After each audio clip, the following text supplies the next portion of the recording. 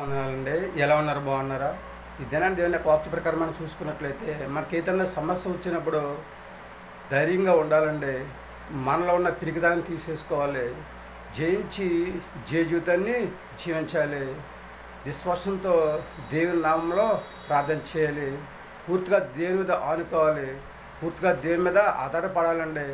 ఇలా ఎవరైతే చేస్తూ ఉంటారో వారందరిని కూడా దేవుడు సమస్యల నుంచి ఎలా ఎదుర్కోవాలో దేవుడు వాళ్ళకి సహాయము చేస్తూ ఉంటాడనమాట. మంచి ఆలోచన కలగజేస్తూ ఉంటాడనమాట అండి. ఎందుకంటే ఆలోచన విషయంలో దేవుడు గొప్పవాడు కనుక ఎవరిని ఏ విధంగా దీవించాలి, ఎవరికి ఏ విధంగా ఆలోచన కలగజేయాలి, ఎవరిని ఏ విధంగా ఆశీర్వదించాలి అనేది దేవుడు ఆకాశం నుండి కనులారా చూస్తూ ఉన్నాడు కనుక మనం సమస్య వచ్చినప్పుడు కృంగిపోకుండా, కుసించిపోకుండా, బాధపడకుండా, దుఃఖపడకుండా ధైర్యంగా నిలబడి ఆ సమస్యను ఎలా ఎదుర్కోవాలో విశ్వాసంతో దేవుని ప్రార్థన చేసి అడిగితే 100% కూడా మన సమస్యకు దేవుడు పరిష్కారాన్ని చూపుతూ ఉంటాడు అనమాట అండి.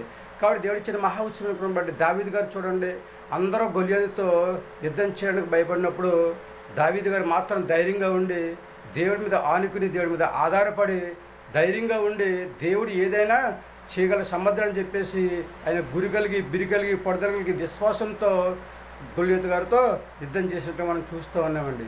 సింపుల్గా యుద్ధము యెహోవాదే, యుద్ధశూరుడు యెహోవా అని చెప్పేసి చక్కగా 5 రాళ్ళు తీసుకుని వెళ్ళి చక్కగా ఒక్క రాయితో గిరగిరా తిప్పి ఉరిసెలతో కొట్టి గొలియాతు గారిని చంపినట్లుగా మనం చూస్తూ ఉన్నామండి. దేవుడిచ్చిన మహా ఉత్సవం బట్టి చూశారండి. ఆ ఆలోచన ఎవరు కలగజేశారండి? దేవుడే ఆయనకి ఆలోచన కలగజేశాడనమాట అండి. అలాగే మరి షడ్రకి మేషకి అబేద్నెగోలకు కూడా ధైర్యంగా ఉండి వాళ్ళు సమస్యను ఎదుర్కోలేదండి. వాళ్ళకి దేవుడు సహాయం చేయలేదా? యోబు గారికి దేవుడు సహాయం చేయలేదండి శ్రమంలో ఉన్నప్పుడు, సమస్య వచ్చినప్పుడు. అదేవిధంగా మన విశ్వాసంలో దేవుడి మీద ఆనుకుని ఆధారపడితే మనకు కూడా చక్కటి ఆలోచన దేవుడు కలగజేసి భూమి మీద హాయిగా ఉండేటట్లు చేస్తూ ఉంటాడు అనమాట అండి.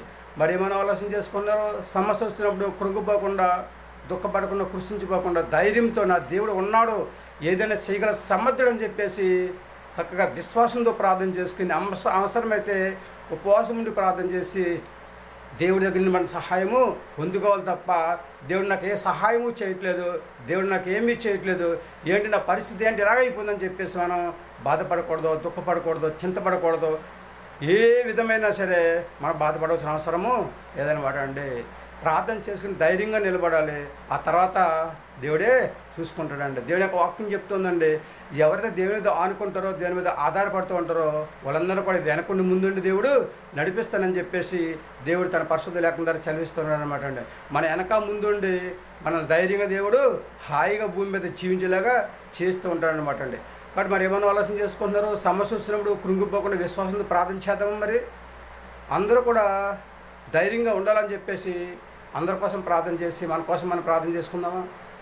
కళ్ళు మూసుకొని మహాపరుషుని పరలోకపు తండ్రి ఘనమైన పదాలు ఎక్కలని స్తుతిస్తూ ప్రభావ వీళ్ళందరూ కూడా దీవించండి, ఆశీర్వదించండి. సమస్య వచ్చినప్పుడు కృంగిపోకుండా తండ్రి స్తోత్రం ప్రభావ. చక్కగా తండ్రి ప్రభావ ఈ నామంలో బిరికలిగి తండ్రి ప్రభావ నేను భయభక్తులు తండ్రి, పట్టుదలతో తండ్రి ప్రభావ, విశ్వాసంతో తండ్రి, అవసరమైన ఉపవాసం ఉంటుంది తండ్రి ప్రభావ, మోకాళ్ళ మీద ఆనుకుని తండ్రి స్తోత్రం ప్రభావ. ప్రార్థన చేసుకునే యోగ్యత ప్రతి బిడ్డకని దయచేయండి ప్రార్థిస్తున్నాను. ప్రతి బిడ్డకు ప్రభావ మంచి ఆలోచన కలగజేయండి. నీ కృపచేత బలపరచండి. నీ దివ్యమైన ఆశీర్వాదాలు పంపించండి ప్రభు. నీకు వందనాలు. సమస్య వచ్చినప్పుడు తండ్రి ప్రభు కృంగిపోకుండా నా దేవుడు ఉన్నాడు, ఏదైనా చేయగల సమర్థుడిని తండ్రి స్తోత్రం ప్రభావ. బిరికలిగి పొట్టలు కలిగి తండ్రిస్తున్నాను, ఓర్పు కలిగి ప్రభు, విశ్వాసంతో తండ్రి ప్రార్థన చేసుకునే యోగ్యత దయచేయండి ప్రార్థిస్తున్నాం ప్రభు. నీకు వందనాలు. సంతానం లేని బిడ్డలకు సంతానం దయచేయండి. వివాహం కోసం ఎదుర్చిన బిడ్డలకు వివాహం దయచేయండి తండ్రి. నీకు వందనాలు. చేతుర్తులు చేసుకున్నవారిని, వ్యాపారం చేసుకున్నవారిని తండ్రి, వాహనం నడుపుతున్నవారిని తండ్రి ప్రభావ తండ్రి అందరినీ ప్రభావ దీవించండి. చిన్నపిల్లలను, పెద్దలను, వృద్ధులను, యవనస్తులను ప్రభావ తండ్రి ప్రతి ఒక్కరిని కూడా పేరుని దీవించి ఆశీర్వదించి నీ కృపచేత బలపరిచి నీ దివ్యమైన ఆశీర్వాదాలు పంపించమని, భూమి మంచి ఆరోగ్యం దయచేసి నీ రాజ్యవార్తగా జీవించే యోగ్యతను సంపాదించుకునే స్థితి ప్రతి బిడ్డకైనా దయచేయమని, నీ కృపతో బలపరిచి నీ దివ్యమైన ఆశీర్వాదాలు పంపించండి. మా అందరికీ మంచి ఆరోగ్యం దయచేసి ధైర్యంగా ఉండుతాను ప్రభావ. సమస్యను ఎదుర్కొనే యోగ్యత ప్రభావ మా అందరికైనా దయచేయమని, కృంగిపోకుండా తండ్రిస్తున్న ఉండే కృప మా అందరికైనా దయచేసి నా దేవుడు ఉన్నాడని తండ్రి ప్రభావ విశ్వాసంతో ప్రార్థన చేసుకుని సమస్యలను జయించి జయ జీవితాన్ని జీవించే యోగ్యత ప్రతి ఒక్కరికి దయచేయండి. మా ప్రార్థనలకు ఇస్తాను, మా ప్రార్థన ప్రతిఫలం దయచేయండి. మా పర్వతరాన్ని యేసుక్రీస్తు ప్రయాసమైన అమలాడి వేడుకొంచున్నాము తండ్రి. ఆమెన్.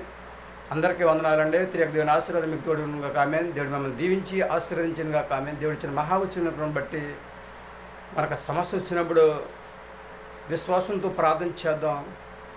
మనలో ఉన్న పిరికితనాన్ని తీసివేసుకుందాం. సర్వశక్తి గల దేవుడి నామంలో ధైర్యం తెచ్చుకుని మనలో ఉన్న పిరికితనాన్ని తీసివేసుకుని ధైర్యంగా నిలబడదాం. సమస్యను ధైర్యంగా ఎదుర్కొందాం. అంతే తప్ప దేవుడు లేడని చెప్పేసి ఏమాత్రం కూడా అనుకోకూడదండి. సర్వశక్తి గల ఆకాశం చూస్తూ ఉన్నాడు దేవుడు. కనుక మనందరినీ కూడా దీవిస్తూ ఉంటాడు, ఆశీర్వదిస్తూ ఉంటాడు, అభివృద్ధి చేస్తూ ఉంటాడు. శ్రమంలో నుండి దేవుడు మనల్ని విడుదల చేస్తాడని చెప్పేసి దేవుడు తన పరిశుద్ధ లేఖనం ద్వారా చదివిస్తూ ఉన్నాడు. కనుక మాట ఇచ్చిన దేవుడు మాట తప్పడు. కనుక మనందరం కూడా సమస్యను ఎదుర్కొందాం. భూమి మీద హాయిగా జీవిద్దాం. యెహోవా యందు భయభక్తులు కలిగి జీవిద్దాం. మరి ఏమంటారు? మీ ఆలోచన మీదే. అందరికీ వందనాలు.